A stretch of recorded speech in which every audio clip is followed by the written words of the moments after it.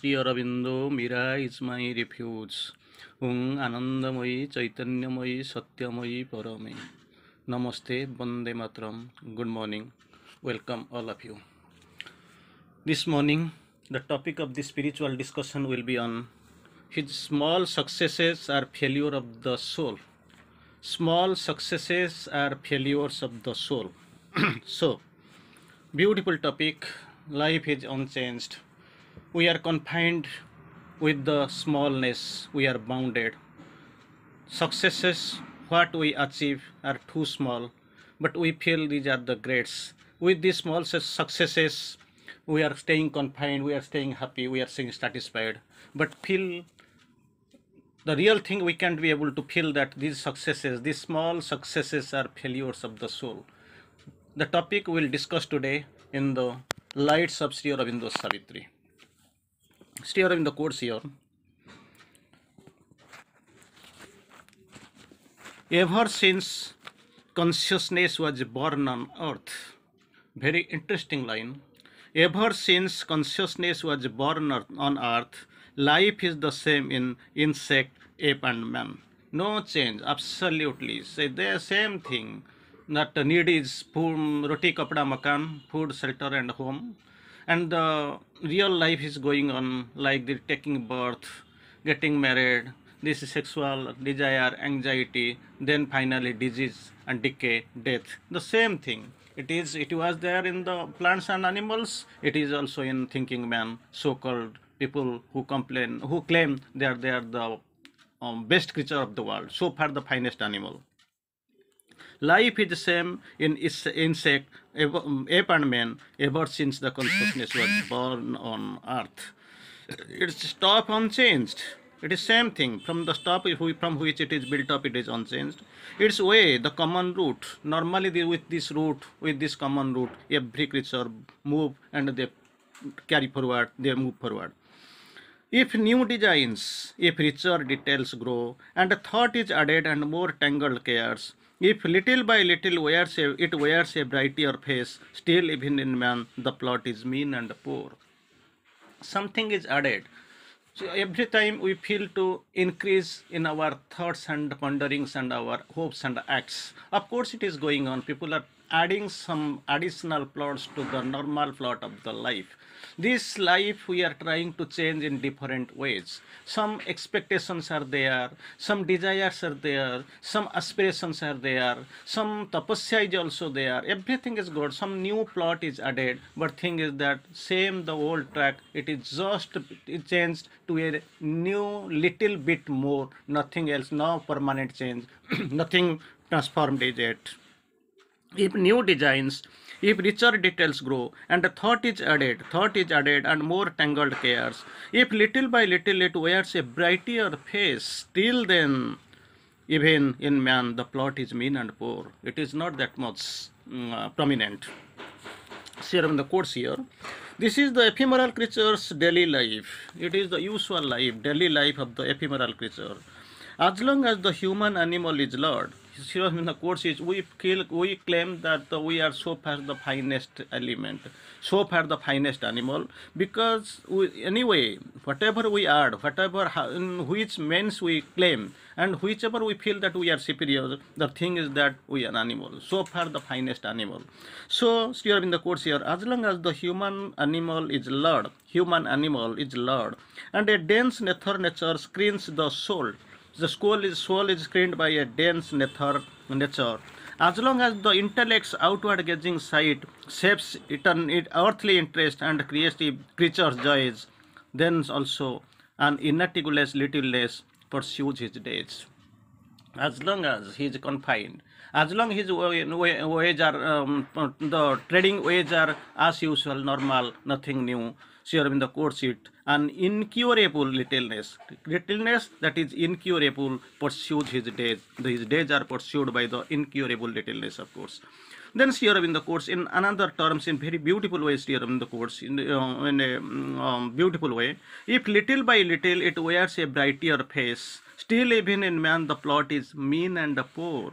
A gross content prolongs his fallen state. His state is fallen. That is, prolonged by the gross content prolongs his fallen state. He is fallen. His state is fallen. He has fallen from the heavenly atmosphere, from the upper hemisphere. He has fallen. He is here, and he has forgotten. He's forgotten his greatness. He has forgotten his own original magnanimity. Of course, he has forgotten. His small success here in the court is the topic of this discussion here in the court seat here. His small successes are a failure of the soul. Soul had come here with there is a purpose, there is a vision. She had come with a mission. So here is actually her mission is unfulfilled. Soul's mission can't reach its end because we are confined. The life is confined within the small successes. These small successes brings little pleasures and a little, of course, instinctive happiness, but thing is that it is the total failure of the soul, the soul for which actually it has taken birth or manifested. It is totally failure and failure. His little pleasures punctuate frequent gifts.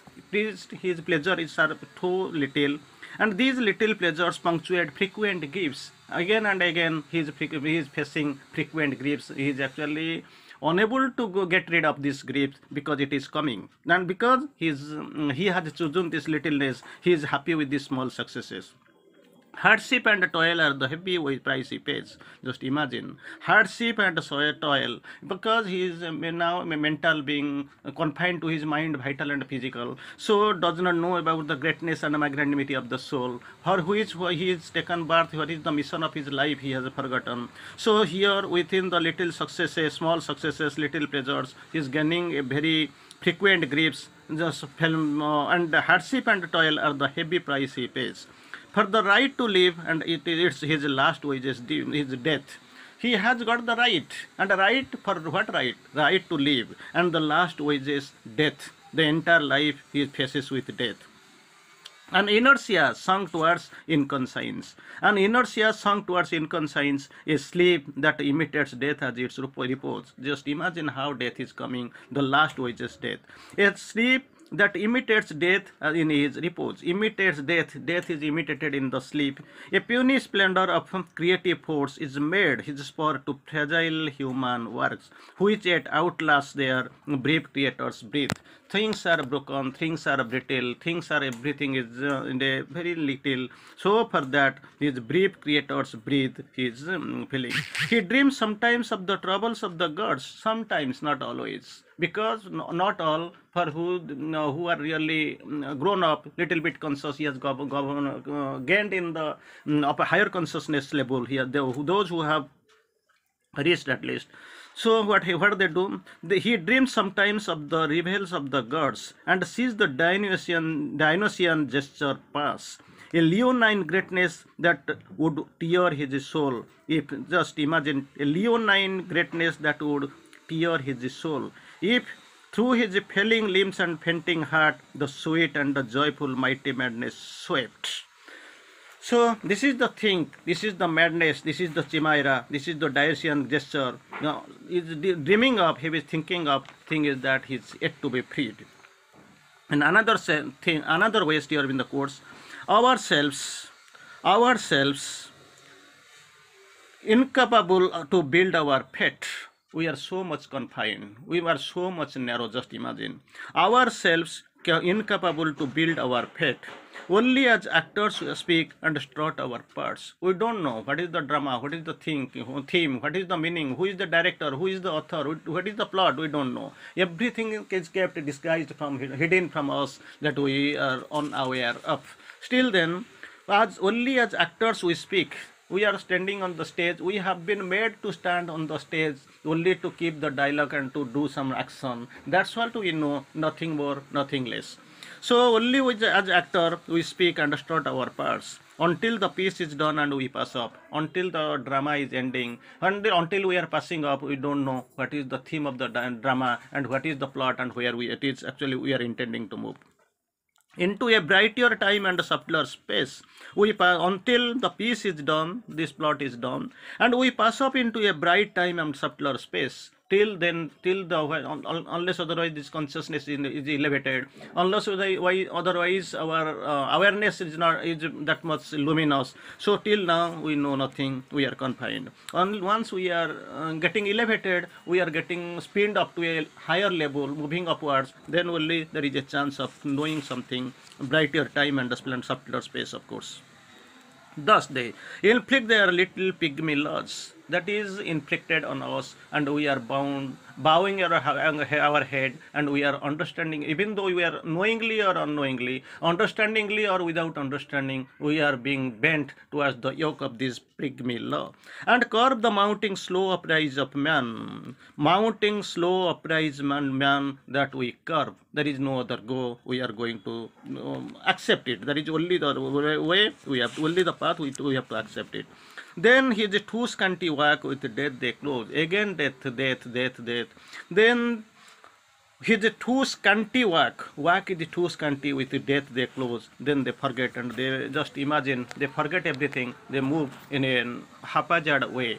Insufficient memory, inexhaustible memory they have got that, but till then they are just now bowing their head to the all smallnesses, all littleness.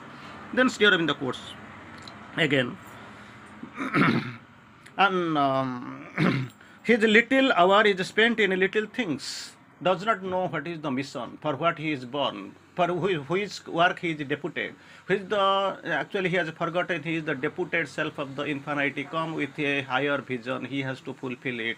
With his something will be done. This ground world, this fallen world has to be aided by his own effort. He has come to do it, to rise the fallen world. May not be as a big warrior like Hanuman or Angada, maybe, but his role will be something like a Gunduchi and one small mice, or of course he has to play his role. But he has forgotten everything. He is not aware of his own greatness and for the mission for which he was sent. His little hour is spent in little things, a brief companionship with many jars. A brief companionship with many jars, a little love and jealousy and hate, a touch of friendship made indifferent crowds draw his heart plan on life's diminutive map. Just my life's map, it has to be created. He has to create the world map. He has to go through it. But thing is that it is not there. The map is very dim. Life's map is life's heart plan on life's diminutive map. The map is very diminutive, obscure. Of course, it is in dark. He has to create it, he has to recreate it, he has to reshape it, he has to enlighten it, he has to trade the track, and he has to plan it all. But actually everything is confused, he is not doing anything. If something great awakes, if there is a condition, if to frail his speech to reveal the zenith tension of his delight. The tension of delight, the zenith tension of delight to reveal, it is actually too frail his speech, not possible. If something great awakes, there is some awareness is there, he is trying to get up, trying to rise up, to do something, but the thing is that it is very much small, very much frail. His thought to eternize its splendid, ephemeral soar, art's brilliant gleam is a pastime of his stage. He is confined. Life is moving like this, and he draws sometimes around his aching brow nature's calm, mighty hands to heal his life pain. He feels something is there, some aid is there. He can feel. He is saved by the silence from the rack of self. That is also that safety is there. Saved by her silence from his rack of self. In her tranquil beauty is his purest bliss. A new life dawns. Here in the quotes again. A new life dawns. He looks out from vistas wide. He looks out with the dawn of the new life. The spirit's breath moves him, but soon retires. No chance, he can't go. For this, his strength was not made to hold that puissant gaze, limited strength.